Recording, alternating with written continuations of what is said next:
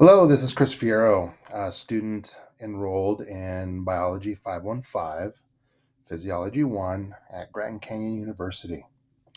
First off, I apologize for this image. It's a little grainy, but it's one of the better ones I was able to find. So, the presentation that I'm showing you today is on neuroglia. And to begin the presentation, um, we should understand that there are neuroglia in both the central nervous system and the peripheral nervous system. And there are a number of cells that are considered to be neuroglia or glial cells. In the central nervous system, the cells covered in this presentation are astrocytes, oligodendrocytes, microglia, and ependymal cells. Each of these glial cells has a different function that helps to support neuronal activity. The peripheral nervous system also has glial cells, and those are satellite cells and Schwann cells. But we will not go into detail on those since we are covering the central nervous system. In sheer numbers, glial cells make up approximately 90% of the cells within the CNS, but only account for about 50% of the volume of the brain. Glial cells do not communicate in the way that neurons do through nerve impulses, but instead communicate chemically with neurons and each other. Glial cells support the metabolic needs of neurons and help to regulate neuronal functioning by either enhancing or depressing synaptic function.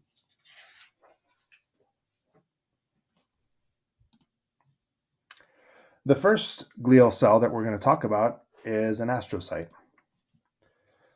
Because astrocytes serve a large number of roles within the CNS, it is the most abundant of the glial cells.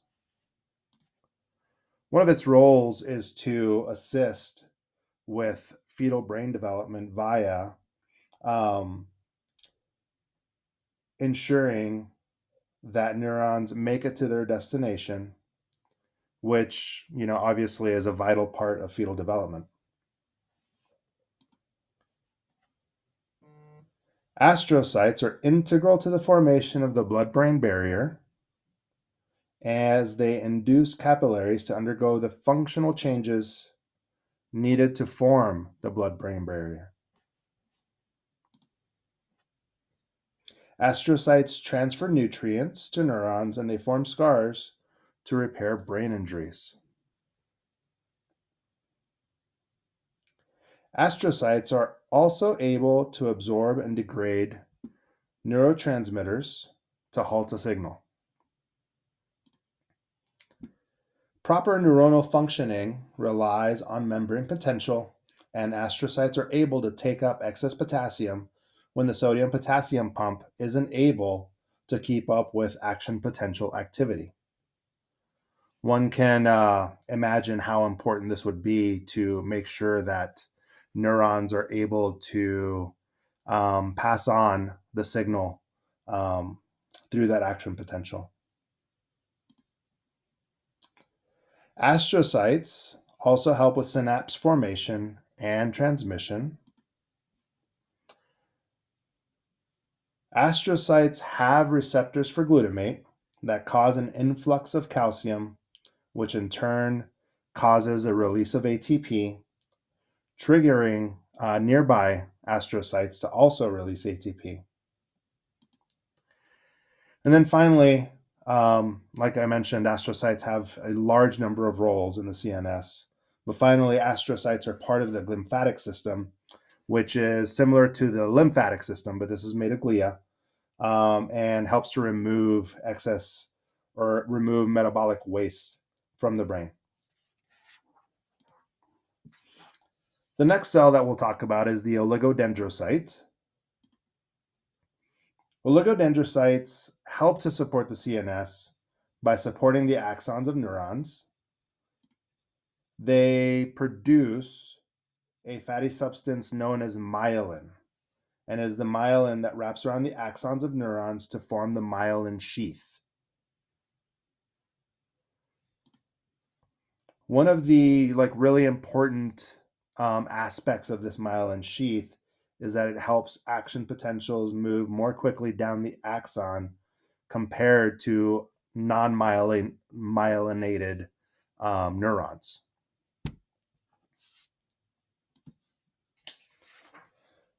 The next cell that is part of the neuroglia is the microglia. Microglia are considered to be the immune cells of the CNS. This group of cells is compared to monocytes because of how they function. They're very similar in function to monocytes.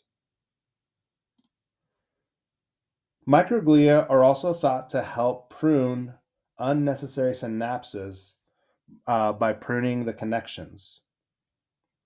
One of the things that's interesting about the brain is its plasticity and its ability to continue to form new neural connections. And it's microglia that help to prune those unused portions. The way that I've explained this to my classes in the past is, as a high school student, if you're in band and you're playing music constantly, you're forming those new neural connections. But as an adult, if you decide to stop playing music, eventually some of those synaptic connections go away. And as an adult, playing music sometimes isn't as easy as it was when you were a kid. I use myself as an example for this because I used to play the trumpet. I played in a salsa band and a mariachi. I was first chair in concert band, marching band, all of that stuff. And if I were to pick up a trumpet today, could I play? Absolutely. Could I play at the level that I was able to at one point? No.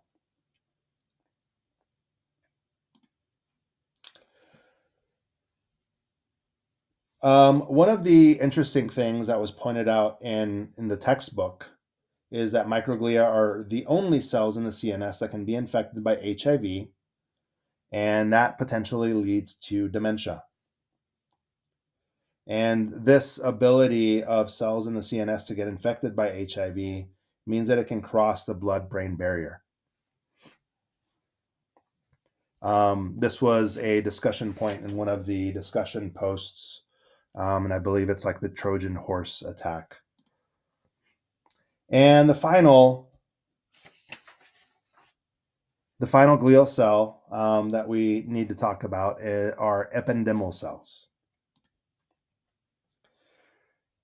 So these cells line the cavities of the CNS and help to form cerebral spinal fluid, and the cilia, seen here, that these cells have help to move the CSF.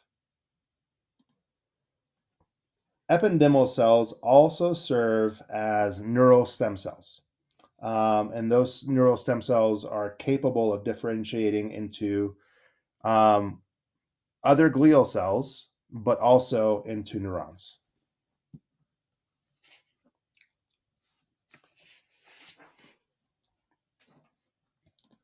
So on a recent road trip, my wife and I were on a road trip I think we went to Salida, and I got an alert about an article on Facebook, and after reading it, it was interesting because neuroscience has long focused on neurons as the primary brain cells responsible for information transmission, and those neurons are thought to have been supported by glial cells.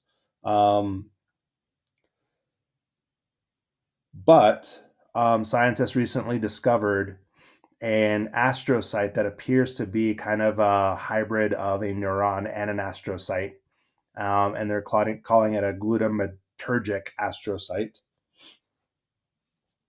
And despite speculation about astrocytes potentially participating in synaptic transmission, evidence had lacked consensus. And then researchers from the Weiss Center and the university, I'm so sorry, I forgot the name of the university. I will look that up later. And discovered a hybrid cell sharing traits of astrocytes and possessing machinery for neurotransmitter release. And then through, here, we'll just go ahead and do this, through molecular analysis and imaging techniques, they confirm these cells released glutamate similar to synaptic transmission, influencing neuronal activity and regulating circuits. The absence of this, so they suppressed one of the genes, and they saw that it affected memory processing in mice, obviously, and revealed some implications that were related to epilepsy and Parkinson's. So this new, cell type, it kind of opens up the door for more study and more research, and being able to investigate, the role in Alzheimer's disease, and kind of the broader implications of this, big of a discovery is a pretty big deal. So it was a really interesting read, and one that I enjoyed, and also one that I'll share with my students when I get to the central nervous system. And these are the references for this presentation. Thank you very much. Have a good night.